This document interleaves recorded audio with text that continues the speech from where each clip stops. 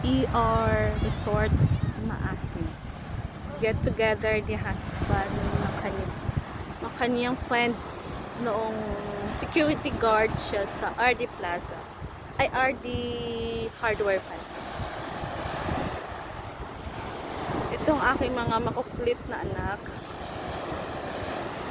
Ito ang aking bunso. At ito si Kuya.